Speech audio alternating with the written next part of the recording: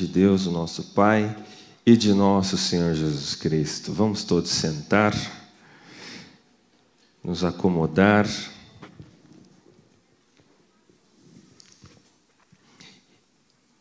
E eu gostaria de ressoar a oração do Beto, pedindo que Deus fale conosco mais uma vez nesta manhã. Ontem foi um dia de grandes decepções lá em casa. Na hora do almoço, a despeito da gente ter um trabalho diário de educação cristã com o Tito, nosso filho, com leituras devocionais, cultos domésticos, trazendo ele na igreja recorrentemente, tanto aqui quanto lá no Tamboré, a despeito dele participar do Kids, a despeito dele já ter assistido filmes cristãos, assistido desenhos cristãos, feito leituras de livros cristãos, ainda assim, ao ser perguntado por sua mãe o que significava o Natal, ele emitiu um sonoro Papai Noel. Não é possível. Pois é, filho de pastor também é depravado totalmente. Fiquem tranquilos. Nós assustamos, evidentemente, mas para ele era a coisa mais natural do mundo. Papai Noel e presentes. E nós observamos que durante esse mês todo, é um aspecto, uma característica da personalidade dele, ser muito ansioso.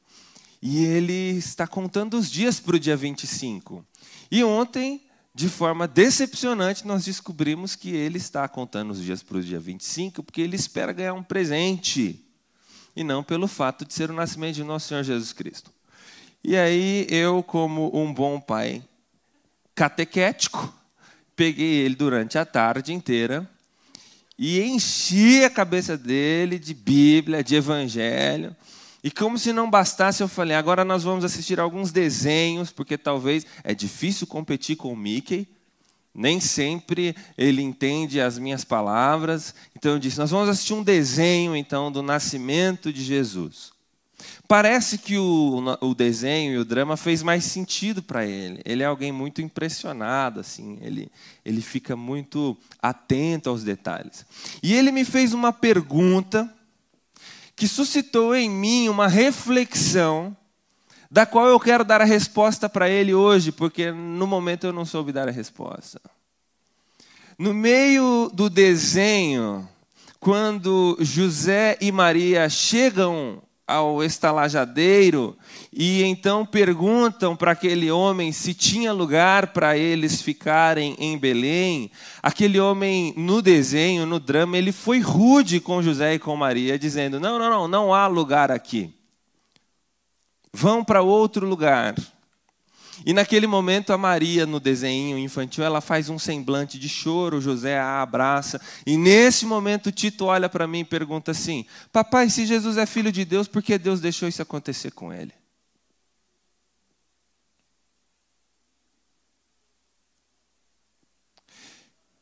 Eu perdi o ar por alguns segundos e fiz o que qualquer pai pego de surpresa faria. Assiste o desenho, rapaz.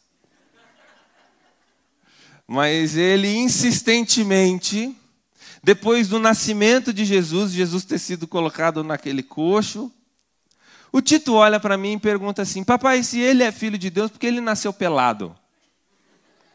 Falei, filho, está difícil suas perguntas hoje. E eu falei, eu vou pensar e depois eu te respondo. E lendo novamente a história do nascimento de Cristo e atentando-me para os detalhes, eu queria hoje, junto com vocês, chegar à conclusão de que Deus é soberano. Isso parece uma ideia simplista, parece piegas, parece uma coisa que nós já estamos tão habituados a falar que Deus é soberano, que de tão comum, de tão ordinário, não faz tanto sentido. Mas eu quero utilizar, nesse período de advento que estamos, a história de Cristo novamente, mas para provar um ponto específico, que Deus é soberano e que todas as coisas, tanto circunstâncias quanto o modo delas acontecerem, só acontecem por ordenação, por decreto e mais, por orientação de Deus, o nosso Pai.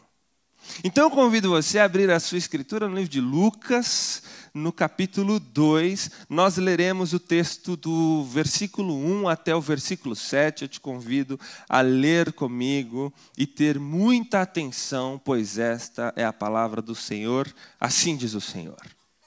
Naqueles dias foi publicado um decreto de César Augusto, convocando toda a população do império para recensear-se. O primeiro recenseamento, foi feito quando Quirino era governador da Síria. Ora, todos iam alistar-se, cada um à sua própria cidade. José também saiu da Galiléia, da cidade de Nazaré, e foi para a Judéia, até a cidade de Davi, chamada Belém, por ser ele da casa e família de Davi, com a finalidade de alistar-se com Maria, sua esposa, que estava grávida. E aconteceu que, estando eles ali, chegou o tempo de ela ter a criança. Então, Maria deu à luz o seu filho primogênito, enfaixou o menino e o deitou numa manjedoura, porque não havia lugar para eles na hospedaria. Eis a palavra de Deus diante de nós, e a partir de agora nós, com toda a atenção que temos, iremos detalhadamente, minuciosamente entender esta porção da Escritura. Note que o texto começa com naqueles dias. Veja, Lucas, o escritor, ele é extremamente detalhista, minucioso. Se você ler o Evangelho de Lucas, logo no primeiro capítulo, nos primeiros versículos, ele vai dizer que esta obra, este livro, foi fruto de pesquisa, e pesquisa com método científico, de observação, de experimentação, de entrevista com as pessoas que estiveram envolvidas nas circunstâncias do nascimento, da vida, da morte, da ressurreição de Jesus Cristo. Então Lucas faz um trabalho acadêmico e por isso ele é extremamente preciso em seus detalhes. Uma das características dos escritos lucanos também é situar o leitor de acordo com os governantes da época, de acordo com os impérios vigentes e de acordo com as legislações atuais, das atuais conjunturas. Porque, sendo assim, o leitor, além de atestar a veracidade dos fatos envolvendo Jesus Cristo, o leitor também teria um ambiente de leitura que faria com que o leitor entendesse o reinado de Cristo. É por isso que Lucas utiliza muitos detalhes de cunho político, porque o que Lucas está tentando provar é que Jesus Cristo é um rei, que Jesus Cristo trouxe o seu reino de extensões cósmicas. É por essa razão, e não menos, que Lucas está constantemente contrastando a história de Jesus Cristo de Nazaré com reis e poderosos da época. Quando o texto diz naqueles dias, o que Lucas está querendo dizer? A Judéia, ou o reino de Judá, está ameaçado porque está sob o domínio de um império estrangeiro. Os romanos, o império da época, dominou um grande território, território este que incluía a Palestina. Na verdade, as extensões ali, mais ou menos de Cesareia de Filipe até Betesda, ao sul, era todo sitiado e tomado pelo Império Romano. E por esta razão, o reino de Judá estava desolado, porque vivia sob a opressão, vivia sobre duros encargos, grandes tributos, muitos impostos que deviam ser pagos a Roma. E naqueles dias, nestes dias de tensão, foi publicado um decreto pelo imperador César Augusto, convocando toda a população do império para recensear-se. E este foi o primeiro recenseamento, diz o verso 3. Na verdade, César Augusto estava organizando o seu império. César Augusto estava como uma espécie de receita federal da época, atualizando os cadastros de todo o povo que estava na extensão do império. Seria mais ou menos como eu e você quando nós vamos lá no Ganha Tempo, ali em Barueri, para atualizar os nossos cadastros. Porque, sendo assim, o governo sabe quando cobrar, quem cobrar, quando ele tem que cobrar alguma coisa. Então, esse recenseamento servia como uma atualização cadastral. Agora, veja você, os sites do governo são duros de entrar até hoje, né? Quem conseguiu entrar lá no aplicativo do título de eleitor lá para fazer a justificativa? Não sei quantos de vocês tentaram, mas pouquíssima gente conseguiu, né? Então, se o tráfego na internet já é difícil com coisas relacionadas ao governo, você imagina na época. E para a organização do império, o César Augusto definiu que cada pessoa se recenseasse na sua cidade natal. E é por essa razão que o verso 3 diz, todos iam alistar-se, cada um à sua cidade. E aí o verso 4 vem com uma informação poderosa. José também saiu da Galileia, da cidade de Nazaré, e viajou para a Judéia, até a cidade de Davi, chamada Belém, por ser ele da casa e da família de Davi. Veja, uma viagem de aproximadamente 150 quilômetros. Não tinha carro, não dava para ser cadastrado via e-mail, precisava andar 150 quilômetros com a mulher, como a gente fala lá em Minas, com a mulher prenha, com a mulher próximo do seu parto. E então tem aquela cena famosa que nós vemos nos filmes, nos presépios por aí, que é o José carregando, andando na frente, conduzindo o seu burrinho, e a Maria com a sua gestação sentada no burrinho, andando por aqueles desertos, 150 quilômetros, a fim de alistar-se, a fim de se recensear. Mas note como é poderosa a informação do verso 4. José também saiu da Galileia, da cidade de Nazaré, aonde ele estava morando atualmente. Mas, na verdade, José era natural de Belém, cidade de Davi. E aqui nós já temos pistas do que Deus está fazendo. Aqui nós já temos uma noção de como Deus está arquitetando, orquestrando a história, para que todas as suas promessas e todas as profecias se cumprissem em Cristo Jesus.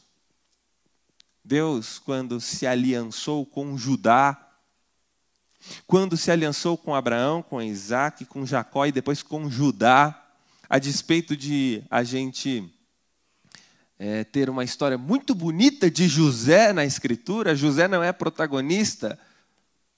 José só é utilizado por Deus para a manutenção da sua própria família, mas na verdade, a promessa repousava sobre o outro irmão, Judá. Porque era de Judá que viria Davi. E era de Davi que viria o nosso Senhor. Então Deus está zelando pela sua semente, inclusive utilizando a história de José para isso.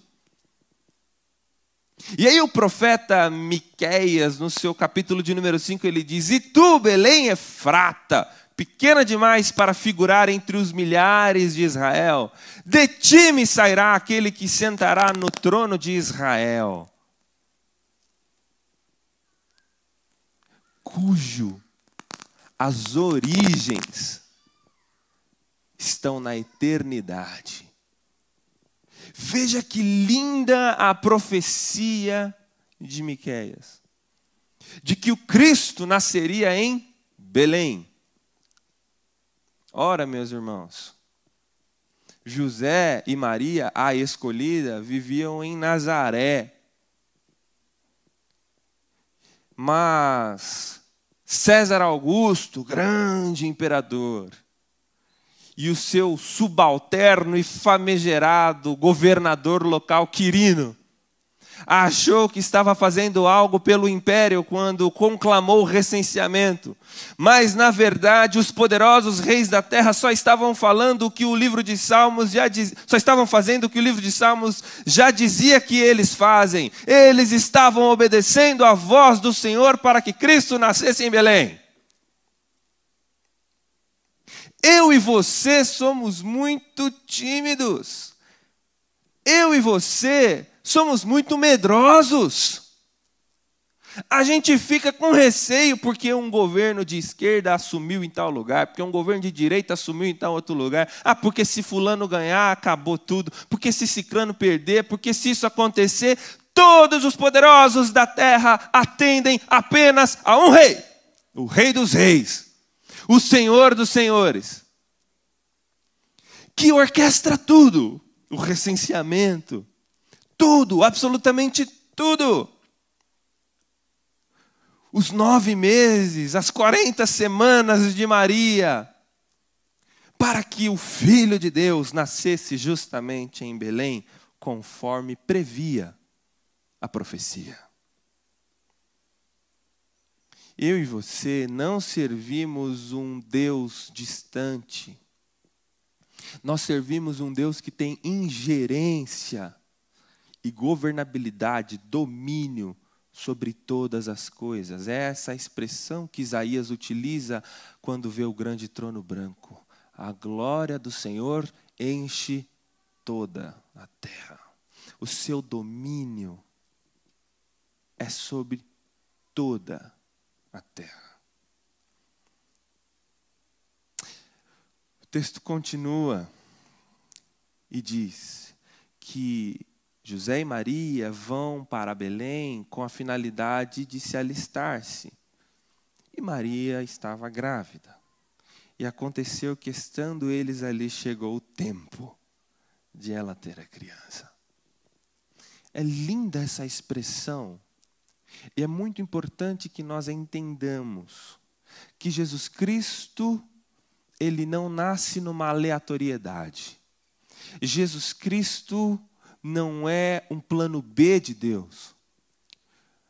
A história estava em curso e Deus, de repente, pensou: acho que vou mandar Jesus agora. Pode ser agora. Não. Todos os impérios, toda a história humana anterior funcionaram como uma espécie de catalisador para que aquele momento específico, e Paulo entendia isso quando lá no livro de Gálatas ele diz: na plenitude dos tempos, nascido da Virgem, veio ao mundo Jesus Cristo Senhor. Na plenitude dos tempos, quando o mundo estava preparado para o nascimento, quando o tempo de Deus chegou. E quando eu digo que o tempo de Deus chegou para o nascimento de Jesus, do que eu estou falando? Por exemplo, essa noção de império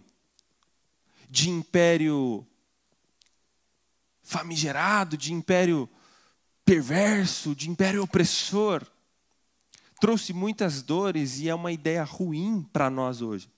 Mas veja você, como em tudo Deus encontra oportunidades para cumprir o seu propósito. O fato de Roma, por exemplo, vir depois dos gregos, foi um fato que corroborou para a expansão rápida do Evangelho. Uma vez que os gregos unificaram a língua, uma língua universal, Você imagina se quando Jesus diz assim lá no livro de Mateus, nos últimos versos, vão por todo mundo e façam discípulos de toda criatura, ensinando-os a guardar tudo que eu vos tenho dito. Aí imagina o apóstolo Pedro dizendo, sim, Senhor, tudo bem, eu vou lá para a China, mas antes eu preciso entrar aqui num curso e ficar 3 anos aprendendo chinês. Imagina se o Mateus diz assim, Senhor, tudo bem, eu vou fazer discípulos, eu vou lá para os Estados Unidos, mas antes eu preciso aqui entrar no Wizard e ficar aqui alguns bons anos para aprender a falar inglês. Então Deus usou mesmo a perversidade dos gregos, mas Deus se utiliza do fato de, por exemplo, eles unificarem a língua. Sendo assim, o apóstolo Paulo poderia ir para qualquer lugar que todo mundo entenderia o que ele estava pregando. Sendo assim, em menos de 10 anos, todo mundo conhecido praticamente já tinha tido contato com a fé cristã. Glória a Deus por isso. Mas não foram só os gregos que colaboraram para a expansão do cristianismo, mesmo que indiretamente. Os romanos também. Porque os gregos tinham uma política de distritos isolados. Roma tinha uma política de distritos unificados. Sendo assim, era como se fosse um grande bloco comercial. Qualquer pessoa podia transitar de um país para o outro, sem fronteira, sem precisar passar na aduana, sem precisar carimbar passaporte. Diferente do que acontecia com os gregos. Por isso o apóstolo Paulo, sendo cidadão romano, podia ir para qualquer lugar. Veja a plenitude dos tempos, quando o mundo estava preparado, quando todas as profecias chegaram no seu ápice, quando Deus, em sua orquestração divina, fez com que todo o cosmos sinfônico se encontrasse naquele staccato, naquele momento, toda a orquestra tocando junto à mesma nota. Veio ao mundo Jesus Cristo. Chegou o tempo de Maria dar à luz ao menino. Deus é soberano. É isso que nós estamos provando com esse sermão. Deus utiliza até mesmo governadores perversos para cumprir o seu propósito. Deus manuseia a gravidez da forma que Ele quer para que Maria dê à luz exatamente nos dias em que ela está em Belém. Mais do que isso, Maria então, verso 7, deu à luz ao seu filho primogênito. Enfaixou o menino e o deitou numa manjedoura, porque não havia lugar para eles na hospedaria. As perguntas do Tito me fizeram pensar. Por que é que Deus, de fato, faz com que Jesus Cristo nasça numa manjedoura? Faz com que sofrimento e humilhação estejam envolvidos no processo desde o início? O que isso interferiria? Um pouco de conforto para o recém-nascido, o que isso interferiria na missão do Filho de Deus? Deus não poderia ter preparado algo um pouco mais confortável, com um pouco mais de pompa? Será que Deus é sádico? Por que é que Deus trata o filho dele dessa maneira desde o primeiro dia de vida? O que interferiria na história se Jesus Cristo tivesse nascido numa hospedaria de fato, como uma criança normal? Não há demérito algum nisso. Eu penso que há 2 informações muito importantes sobre o fato de Jesus Cristo ter nascido numa manjedoura. O primeiro deles está aí no texto, porque não havia lugar para eles na hospedaria. Já era um indício, já era um prenúncio do que seria toda a vida de Jesus, marcada por rejeição. Isaías 53, ele, o servo sofredor, é o mais rejeitado dentre todos os homens. E desde o seu nascimento, engana-se quem pensa que a obra de Cristo foi realizada na cruz. A cruz é a consumação da obra de Cristo. Mas a obra de Cristo começa com a encarnação. Jesus não foi humilhado apenas com os escarros, com o escárnio, com as chibatadas da crucificação. Jesus foi zombado por tudo e por todos desde o seu nascimento. Porque ele era homem de dores, experimentado no sofrimento de acordo com a profecia. E Deus zela por cumprir as suas profecias. Se ele é homem de dores, ele nascerá em uma situação de dor, de rejeição. Jesus nasce numa situação humilhante, vilipendiado desde o seu primeiro dia, desde a nascença, porque era um prelúdio do que seria toda a sua vida. Rejeitado pelos homens, rejeitado pela sua própria família. Certa feita o seu irmão Tiago diz: se você é o curandeiro, o milagreiro, vai fazer os teus milagres para ir afora, não tem lugar para você aqui em casa.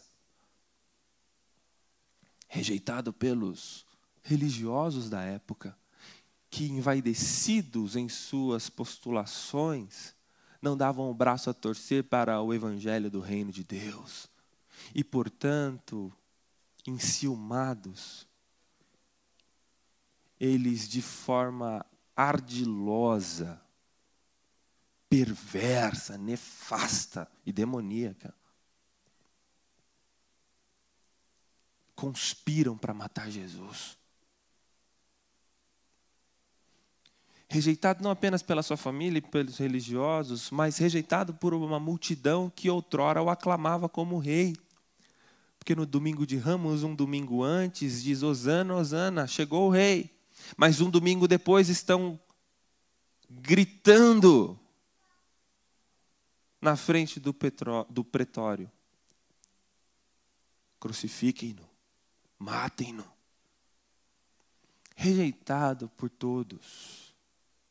Rejeitado pelos seus amigos mais íntimos,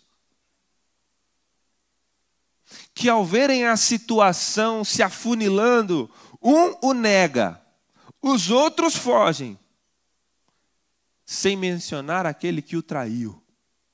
Mas Jesus está acostumado a ser rejeitado.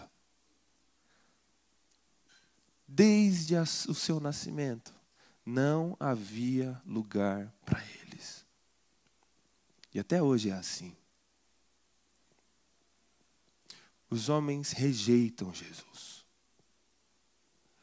Rejeitam pelo simples fato do livro de João, capítulo 1, explica muito bem isso, porque eles amam as trevas. E a luz é incômoda. Você já passou por essa experiência de estar dormindo e alguém acender a luz? A luz mostra quem nós somos de fato. É por isso que homens rejeitam Jesus Cristo. É por isso que até hoje nos corações não há lugar para Jesus Cristo. Mas há um segundo fato que envolve Jesus Cristo ter nascido numa estrebaria que me chama muito a atenção. Estrebaria é um lugar sujo. Estrebaria é um lugar de alimentação, mas também é um lugar onde os animais fazem as suas necessidades. Portanto, é um lugar não para humanos, mas restrito para animais. E Jesus ter nascido na estrebaria é muito simbólico. Porque o meu e o seu coração é tão sujo ou mais sujo do que uma estrebaria. E existem 2 nascimentos de Jesus para cada um de nós. O primeiro histórico, esse que nós estamos mencionando aqui. E o segundo Natal verdadeiro é quando Jesus nasce no meu e no seu coração. Todo dia 25 de dezembro nós comemoramos o Natal. Comemoramos o meu aniversário também, pastor. Mas comemoramos o Natal acima de tudo. Mas eu e você temos um Natal específico. Eu não sei se você se lembra, do dia que um pregador, ou você mesmo sozinho com a Escritura, mas você foi exposto à mensagem do Evangelho. Eu não sei se você se lembra do dia, eu me lembro exatamente do dia em que, ao ouvir um sermão, as escamas dos meus olhos caíram. Eu olhei para o Cristo ressurreto. E como o apóstolo João diz em sua carta, depois de ver o que vimos e ouvir o que ouvimos, como poderíamos não amá-lo? Eu me recordo do Natal na minha vida, eu me recordo quando Cristo nasceu nessa estrebaria aqui. Foi um momento de choro, de arrependimento, de percepção que lutar pelos meus próprios meios não me levaria a lugar nenhum. A percepção de que eu era insuficiente na minha relação com Deus, eu estava sempre em dívida. Mas eu tenho um representante que, plenamente obediente, viveu toda a sua vida. E esta obediência é imputada a mim, enquanto o meu pecado e a minha maldição e a minha miséria, a minha ruína foi imputada a Ele. E Ele já morreu e já pagou o preço na cruz do Calvário. E já rasgou a promissória.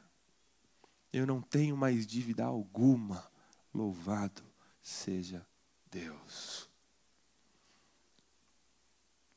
Você deve se lembrar também do dia da sua conversão. Você deve se lembrar também do dia em que o Deus encarnado, recém-nascido, nasceu nessa estrebaria aí. E o seu coração, a figura da estrebaria, era um lugar sujo, cheio de pecados, cheio de pensamentos nocivos, cheio de pensamentos perniciosos, cheio de maldade. Tudo que você conseguia fazer era fingir ser uma boa pessoa, mas lá no fundo você sabia que você tinha segredos que você não podia contar para ninguém. Mas o Cristo de Deus nasceu no meu coração, nasceu no seu coração. Só existem dois tipos de homens. Aqueles que fornecem a estrebaria para o Cristo nascer. E aqueles que rejeitam e não têm lugar no seu coração, nos seus corações para Cristo. Eu queria saber que tipo de homem é você, que tipo de mulher é você, meu amigo e minha amiga. Se Cristo já nasceu no seu coração, então entenda que Deus é soberano sobre tudo. Não importa as épocas, as estações da sua vida, não importa os sofrimentos, não importa as doenças, não importa nada mais. Porque o seu maior problema já foi resolvido. Você está garantido e a despeito dos percalços no caminho, o seu fim já está garantido, é a eternidade junto com Cristo para sempre. Cristo orquestrou o nascimento de Cristo. Ele há de orquestrar todas as coisas, pois isso é garantido para nós no livro de Romanos, por exemplo, quando o apóstolo Paulo diz: se Deus, quando ainda éramos pecadores, nos deu o seu Filho, não nos daria juntamente com Ele todas as coisas? Então, se você é um salvo em Cristo Jesus, eu quero que essas verdades estejam reafirmadas na sua vida. Não importa a situação que você está vivendo. Ela faz parte de uma orquestração divina para atingir um fim, que é te levar para a eternidade mais parecido com Cristo. Todas as coisas corroboram para esse propósito, colaboram para o bem daqueles que amam a Deus. Agora deixe-me falar com você que ainda é do tipo que não há lugar no seu coração para Cristo. Você, de repente, é até amistoso à ideia de Jesus. Você até acha legal essa coisa de crente. Mas você sabe aí dentro do seu coração, que o seu coração ainda está dividido, que Jesus não é o único Senhor, que o seu coração ainda abriga ídolos, que o seu coração ainda não é devoto totalmente do menino Jesus, mas que o seu coração ainda está dividido em guerra contra Deus, sem aceitar os desígnios do eterno Deus. Você que entende que o seu coração ainda é uma estrebaria que não recebeu o Cristo. Você que entende que o seu coração ainda é um lugar sujo, que carece do nascimento, do verdadeiro Natal. Eu queria convidá-lo a orar nessa hora comigo. E pedir que Deus, o nosso Pai, faça Jesus nascer no seu coração. Dia 25 de dezembro é um Natal histórico. Mas o Natal que realmente importa é quando Jesus Cristo nascer no seu coração. Então me deixe orar com você. Se você estiver nesse grupo de pessoas que entendem que ainda não há lugar para Jesus no seu coração, eu queria que você fechasse os seus olhos e, se você entender que este é o dia, entregue seu coração a Cristo. Renda-se ao senhorio daquele que é o Senhor de todo o universo. Daquele que se assenta num alto e sublime trono e orquestra todas as coisas para o nosso bem, mas principalmente para a sua glória. Vamos orar. Deus, nosso Pai bendito, nós te pedimos que aplique estas verdades no nosso coração. Aqueles que são teus, ó Pai, que devem ouvir a tua voz e reconhecê-lo,